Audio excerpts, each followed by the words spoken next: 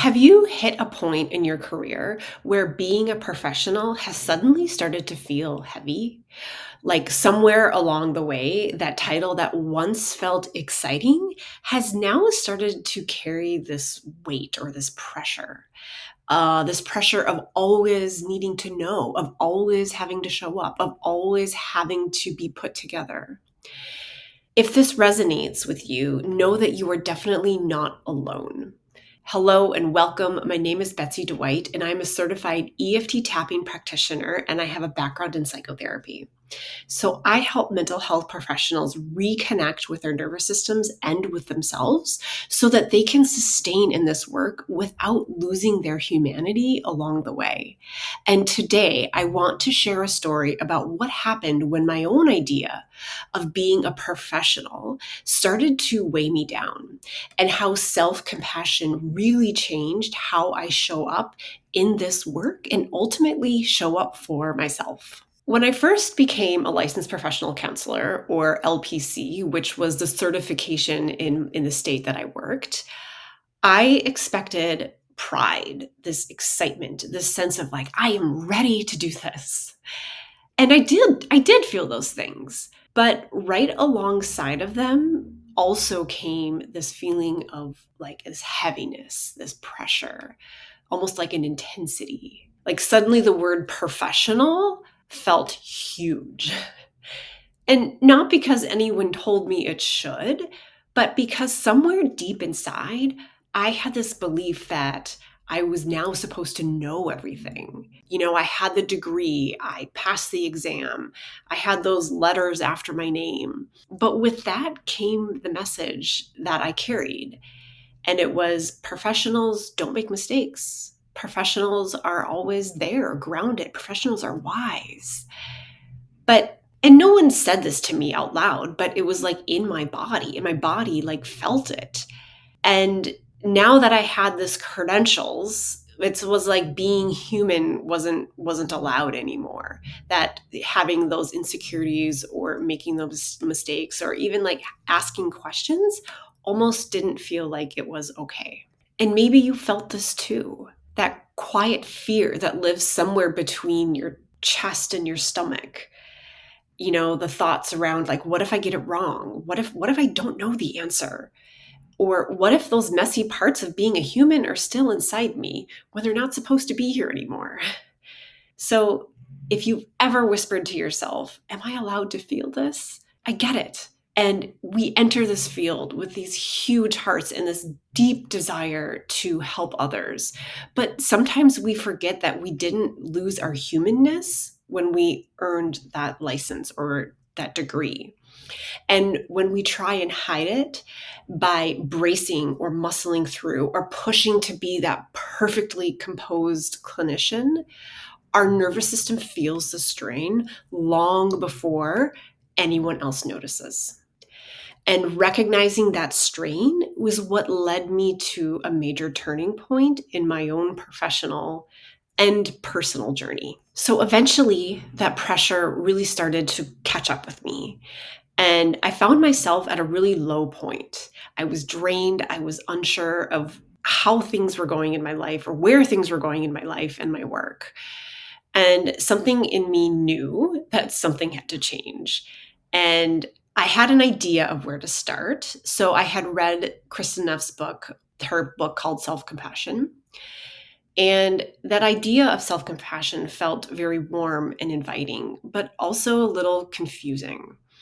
So part of me wondered if I started being more compassionate with myself, would I lose my edge? Would I stop striving for the level of excellence that I cared so much about?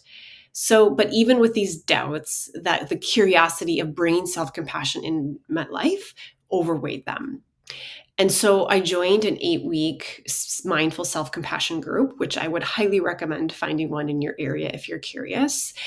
And that became a really real turning point for me because I learned what self-compassion actually meant and realized that it wasn't about lowering standards. It was about meeting myself and my work with humanity, with allowing the imperfections to be there without bringing in that self-critical piece. So the most important point that I want to get across today in bringing self-compassion into client work is that self-compassion does not weaken professionalism. I see it as it actually strengthens it. So when I have brought in self-compassion, it has actually given me tools to stay grounded through those really hard moments instead of pushing through them with those critical thoughts. Like, gosh, if I could just figure this out, or if I had done better, it would have, things would have been different, which is not helpful. And so I started to recognize that acknowledging my internal experience. So when the fatigue when I'm tired, the doubts that I'm feeling, those feelings of overwhelm, that these aren't signs of failure. There are signs of being human. And you're just simply acknowledging what is present. You're being mindful of your own emotions. And this is a way that has helped me to stay honest and ultimately connected with myself. So now, instead of believing that I need to be hard on myself or critical on myself to grow and make change, self-compassion has helped me learn that I actually can create the conditions for real growth by bringing in warmth for myself.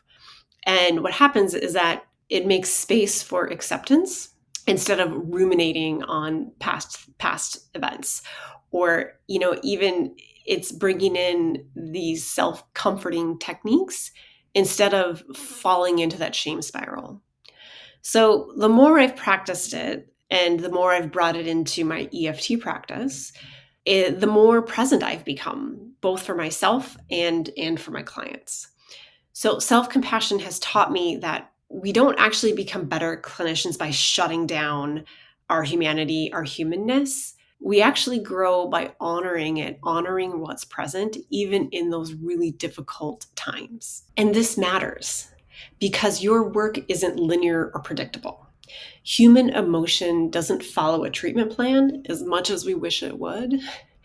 So you can be deeply skilled and still be surprised, humbled, and challenged and unsure. When we try to outperform our humanity, that's when we become rigid. When we make room for imperfection, that's when we become grounded. Self-compassion gives us the pause, the space when things don't go as planned.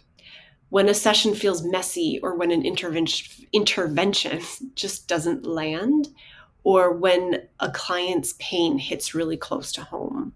So instead of spiraling into self-criticism, we can pause, we can adjust, and we can repair from a regulated place instead of a place that's activated by shame. And our clients feel this difference. A self-critical clinician is braced, and there's this pressure of performance. Whereas a self-compassionate clinician is rooted, they're attuned, they're open. And it's not because they don't struggle or we don't have these human struggles. It's because they know how to stay grounded with themselves throughout the struggle. So as I mentioned a little bit earlier, one of the most powerful ways I have practiced self-compassion in real time is through EFT tapping. Because EFT doesn't ask us to bypass or fix what we're feeling, it asks us to meet what we're feeling. So it asks us to meet that uncomfortable feeling, that doubt, that fatigue, and name it, name what's true, and to stay with it. And we stay with that feeling as we pair it with acceptance. So for example, we'll say, even though I'm feeling pressure right now, I can offer myself kindness.